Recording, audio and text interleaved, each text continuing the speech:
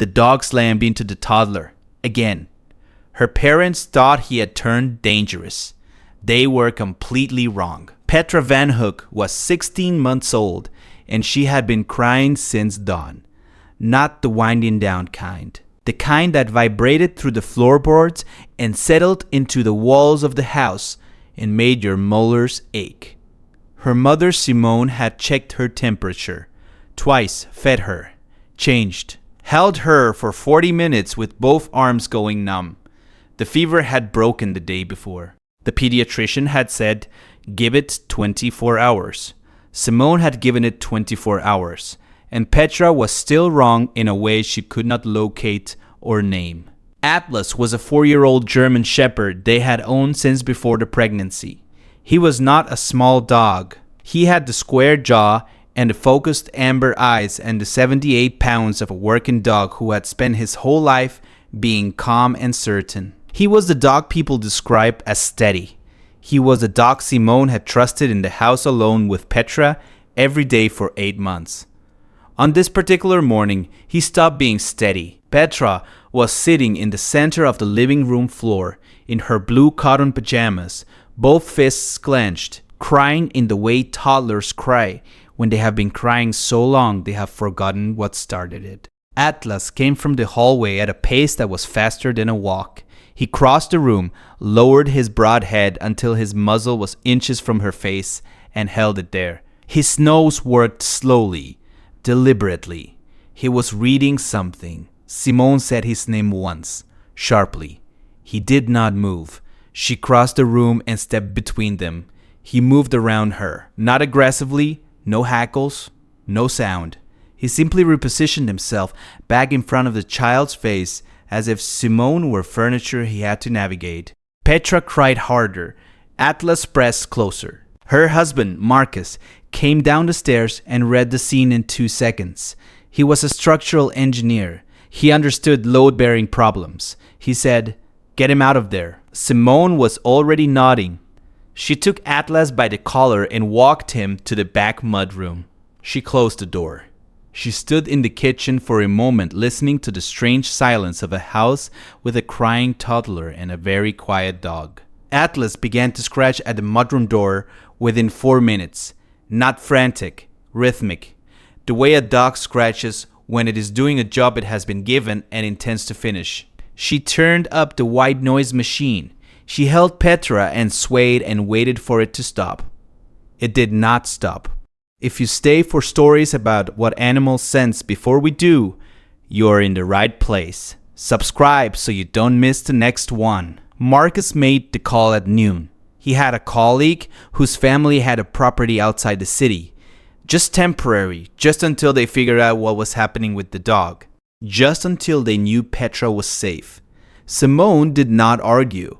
She had heard about cases. She had read about infant injuries. She was not going to be the parent who dismissed warning signs. The colleague was coming on Thursday. It was Tuesday. That night Petra woke at 2:47. Simone was on the monitor before her eyes fully opened. She could see the small shape of her daughter in the crib, the gentle rise and fall of the blanket. The crying was different from the morning, thinner, less force behind it. Atlas hit the mudroom door. Not scratching. Impact. The full weight of a 78-pound dog throwing himself against the hollow core door frame. Then again. Then a third time. Marcus was already up. Simone was already moving. She pulled the mudroom door open, and Atlas did not wait. He ran, not trotted, ran down the hallway and pushed through the nursery door and was at the crib rail with both paws up before either of them reached the doorway, his nose over the side.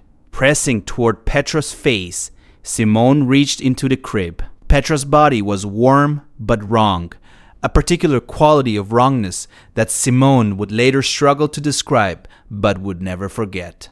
A limpness that was too much, a color around her lips that was slightly, undeniably off. She said Marcus's name once in a voice she did not recognize as her own. He called 911. She held Petra against her chest in the kitchen under the bright overhead light and counted her daughter's breaths and did not look away from her face. The paramedic who arrived, a man named Theo Brandt, assessed Petra in under 90 seconds and said something to his partner that made them both accelerate. At St. Raymond's Children's Hospital, Dr. Adeze Okori, 11 years in pediatric emergency medicine, delivered the number that explained everything. 36 milligrams per deciliter, normal blood glucose for a toddler is between 70 and 100. At 36, the brain is running on reserves. The margin before seizure is not measured in hours. It is measured in minutes. Has your dog ever done something that made no sense until it was the only thing that made sense? Tell us in the comments. These stories deserve to be heard. Post-viral hypoglycemia. After an illness strips the body's stored glycogen, a toddler who stops eating for 2 days can experience a silent, symptomless crash. No dramatic signs, no alarm. Just a quiet slide toward a threshold that, once crossed, does not easily reverse. Dr. Okorie explained what Atlas had been detecting. When blood glucose drops, the body produces volatile organic compounds on the breath. Isoprene, acetone, chemical signals that shift in concentration hours before any external symptom appears. A dog's olfactory system registers those compounds at parts per trillion. Atlas had been pressing his nose to Petra's face because he was reading a number on her breath that was getting worse every time he checked. Every time Simone pulled him back, he was mid-sentence. Every time he repositioned himself, he was trying to finish what he was saying. Every impact against the mudroom door in the dark was him telling them the number had crossed the line. Another 12 minutes, Dr. Okori said, and we would not be having this conversation.